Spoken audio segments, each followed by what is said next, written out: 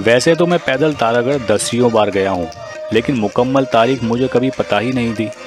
तो चलिए आज का मेरा पूरा दिन जो मैं पैदल जाने वाला हूँ तारागढ़ की पहाड़ी पर, आपको भी साथ ले जाता हूँ।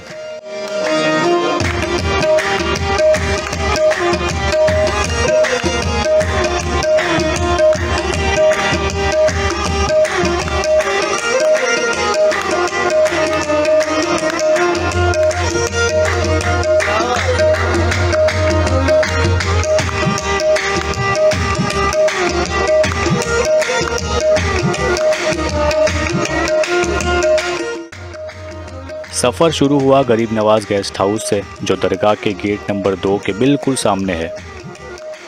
मैं मेन बाज़ार से ना गुज़रकर गेट नंबर 6, 7 और 8 से होता हुआ बावली के रास्ते सीधा शॉर्टकट से त्रिपोलिया दरवाज़े निकला। यहाँ बाज़ार के पास से तारागढ़ जाने के लिए 2 रास्ते हैं। ज़्यादातर लोग इस रास्ते से सीढ़ियों की मदद से तारागढ़ की चढ़ाई करते हैं, लेकिन मेरी आप सब से दरख्वास्त है कि ये रास्ता उतरने के लिए इस्तेमाल करें, ना कि चढ़ाई के लिए। इस रास्ते से आपके पैरों में सख्त दर्द हो जाएगा, यकीन मानिए, क्योंकि सीढ़ियाँ उतरने में आसान होती है। इसलिए इस रास्ते को उतरने के लिए इस्तेमाल करें और जो रास्ता मैं आपको बताता हूँ उस रास्ते से आप तारागढ़ की पहाड़ी पर चढ़ें।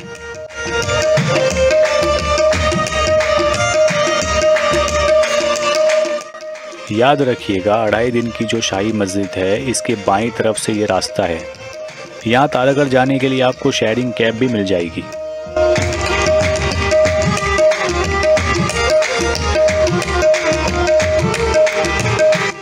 अभी थोड़ा सा चलने पर ही एक बावली दिखी, जहाँ से मुझे तारागढ़ की पहाड़ी दिखाई देने लगी।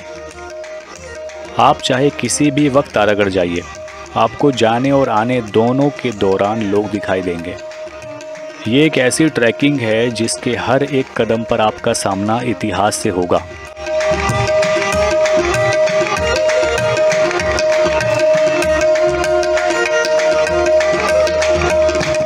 कुछ ही दूर चलने पर यहाँ हज़रत शहीद पीर रहमतुल्लाह अलैह का मज़ार है। इन्हें मीठा नीम वाले बाबा भी कहते हैं। ऐसा इसलिए कहते हैं कि हज़रत की कब्र के ऊपर जो जो नीम के पेड़ की शाखें हैं वो सारी मीठी हैं, बाकी पेड़ की शाखें कड़वी हैं।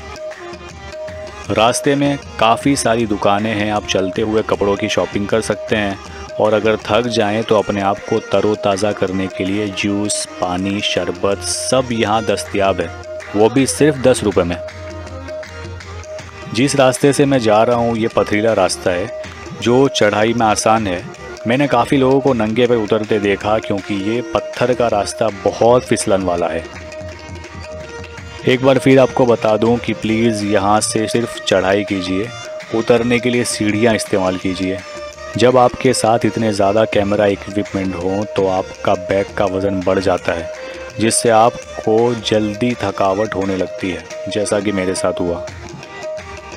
अगर आप मेरी तरह सोलो ट्रैवलर हैं तो फिक्र मत कीजिए, रास्ते में आपके साथ चलने वाले साथी अपने आप जुड़ जाते हैं। जो आपको कभी नहीं जानते, कभी नहीं मिले, वो भी आपके साथ सफ़र करने लगते हैं।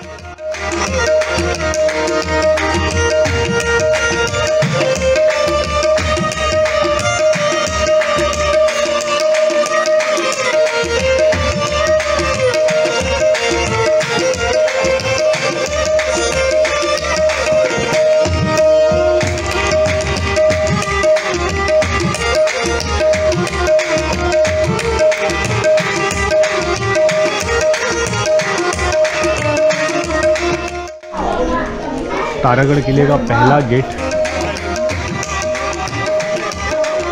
बाहर का व्यू तो पहले ही दिखाया था।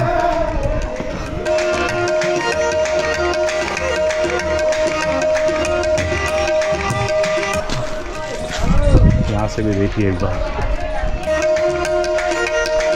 बहुत ही लाजवाब सी खूबसूरत व्यू। ये जो भी गेट बताया इसका नाम है निकली पोल गेट। ये पहली चेक पोस्ट थी पृथ्वीराज चौहान के वक्त में, और यहाँ से तारागढ़ का फिर रास्ता आगे शुरू होता है।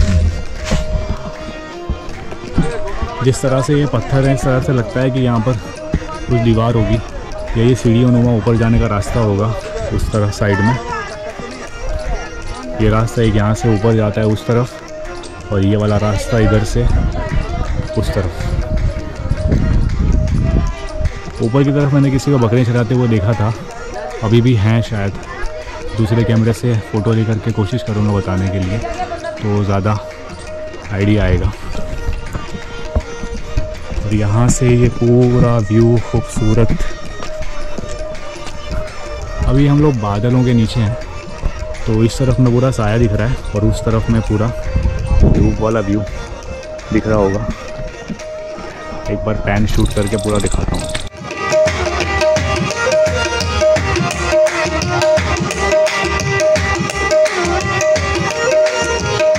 वो है ऊपर तारागढ़ का किला। काफ़ी करीब हूँ, लेकिन लग रहा है कि ऐसे करीब है, लेकिन जिगजैग करते करते मुझे लगता है अभी आधा पौना घंटा मुझे और लग जाएगा। तो इंशाल्लाह जल्दी ऊपर पहुँच के आपको ऊपर से ये व्यू दिखाऊंगा।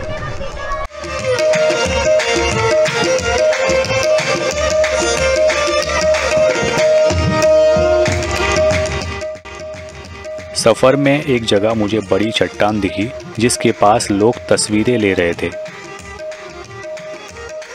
मालूम करने पर पता चला कि पहाड़ी पे जाते वक्त हज़रत सैयद मीरा हुसैन रहमतुल्लाह अलैह इस जगह इबादत कर रहे थे कि पहाड़ी से जादूगर जयपाल ने यह चट्टान ऊपर से नीचे फेंकी। लेकिन हज़रत सैयद मीरा हुसैन रहमतुल्लाह अलैह, जो कि बहुत मुत्तकी और परहेज़गार अल्लाह के बंदे थे, अल्लाह की मदद से आपने इस चट्टान को अपनी 2 उंगलियों से और चाबुक की मदद से रोक लिया। वहीं कुछ लोगों का ये दावा है कि जब हज़रत ख्वाजा गरीब नवाज़ रहमतुल्लाह अलैह इस रास्ते से तारागढ़ जा रहे थे, तब ये चट्टान जादूगर जयपाल जोगी ने ऊपर से नीचे फेंकी थी। जब हज़रत ख्वाजा गरीब नवाज़ रहमतुल्लाह अलैह ने ये देखा तो फरमाया, अगर अल्लाह की तरफ से तुझे मुझ पर गिराया गया है तो मुझ पर गिर जा, लेकिन अगर किसी जादू से तुझे मुझ पर गिराया गया है तो यहीं रुक जा। जैसे ही हुजूर गरीब नवाज ने ये अल्फाज कहे, पत्थर अपनी जगह ठहर गया और अब तक ठहरा हुआ है। ज़ायरीन यहाँ रुकते और तस्वीरें क्लिक करके सफ़र में बढ़ जाते हैं। हम भी ऐसे बढ़ गए और अपनी मंजिल तारागढ़ किले की जानिब चढ़ाई करते गए।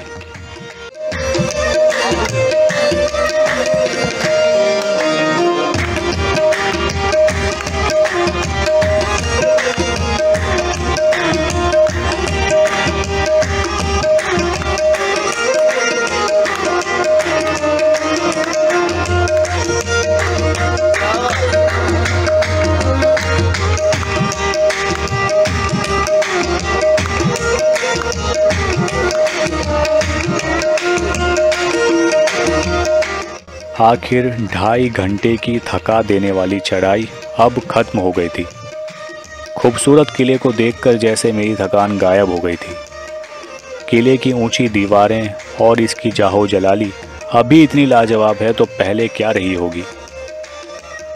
अफसोस बस इस किले की दीवारों को देखकर हुआ, जहां कुछ जाहिल लोग अपनी जहालत का सबूत देकर अपने प्यार को अमर बनाने का दावा करने वाली बातें और नाम लिखते हैं।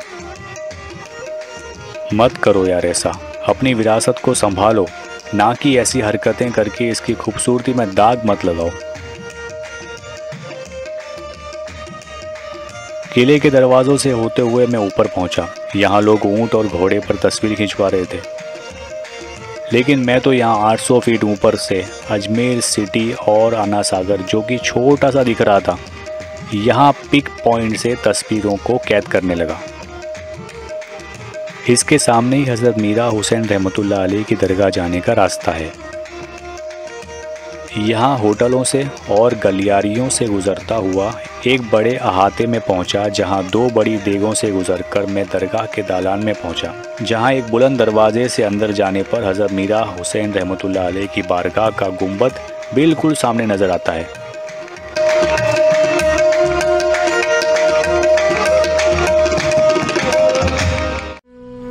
सफ़र के दौरान ही आपको यहाँ की हिस्ट्री भी बता देता हूँ। हमीदिया बुक डिपो से पब्लिश हुई किताब हिंदल वली गरीब नवाज़, जिसे लिखा है मुंशी अब्दुल हमीद बिहारी साहब ने, वो लिखते हैं कि यह एक बहुत बड़ा किला है जो दरगाह शरीफ के दक्षिण में एक बहुत ऊंची पहाड़ी पर है।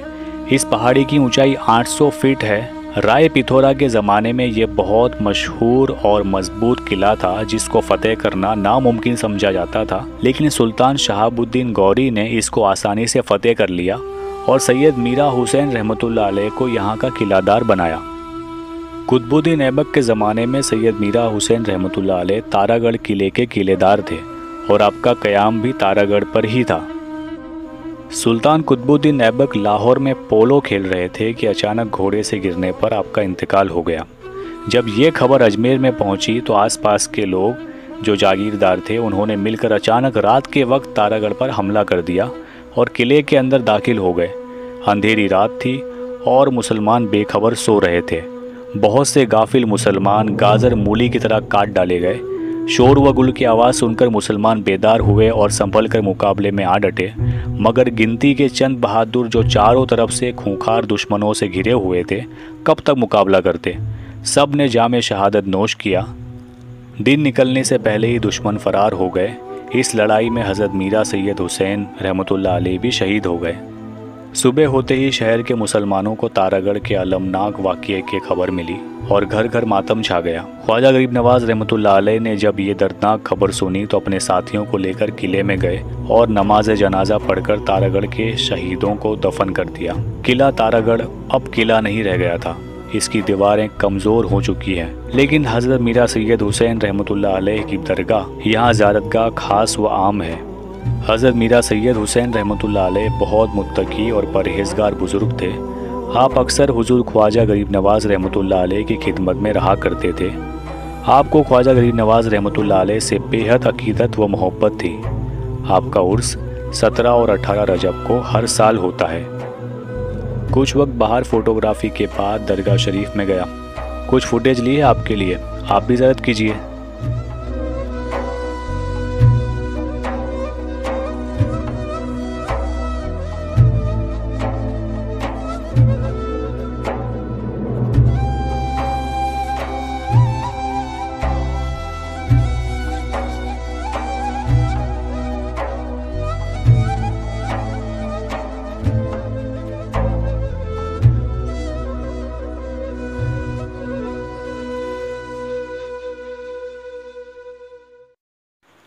अगर आप कार से तारागढ़ पहाड़ी पर आते हैं तो आप इस रास्ते आएंगे, लेकिन यकीन मानिए जो एडवेंचर चलते हुए आने में है वो कार में नहीं है।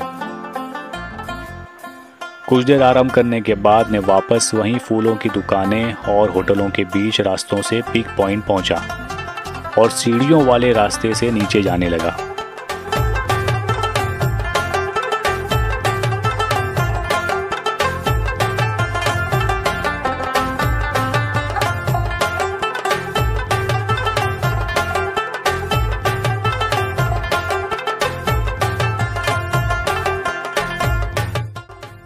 पहले पहले तो रास्ता सीधा है। यहाँ लाजवाब बावली है और शहीदों के मज़ार हैं।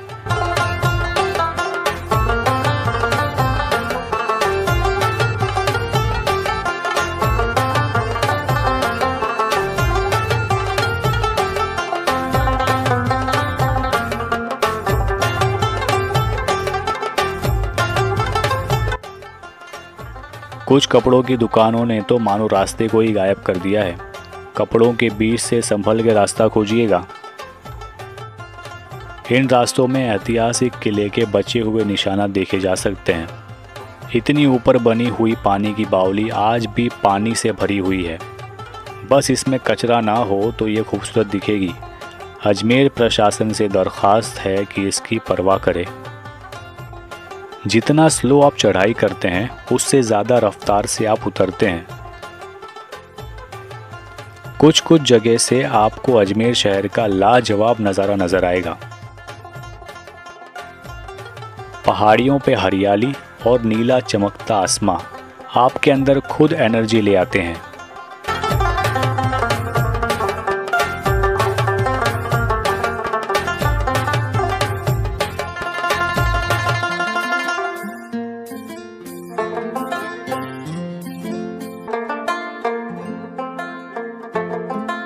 नीचे उतरते वक्त हज़रत गौसे पाक रहमतुल्लाह अलैह का छिल्ला मुबारक है। कहा जाता है कि यहाँ पर हज़रत गौसे पाक रहमतुल्लाह अलैह के पोते का मज़ार है। वहीं किताब हिंदल वली गरीब नवाज के मुताबिक इस मुकाम पर हज़रत पीराने पीर दस्तगीर रहमतुल्लाह अलैह के मज़ार अक़दस की एक ईंट दफन है। यही वजह है कि ये मकाम छिल्ला बड़े पीर साहब के नाम से मशहूर हो गया है, वरना हज़रत गौसे पाक रहमतुल्लाह अलैह हिंदुस्तान में कभी रौनक अफरोज़ नहीं हुए। पहाड़ी से नीचे उतरते वक्त शहदाओं के मज़ारात ला तादाद हैं, जहाँ से होते हुए मैं नीचे आ गया।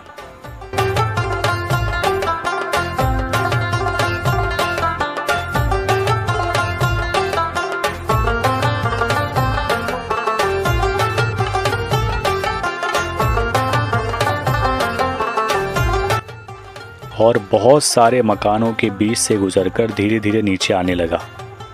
रिहाशी बस्ती से नीचे आते हुए मैं फिर बाज़ार में आ गया और बेहतरीन सफ़र को पूरा किया।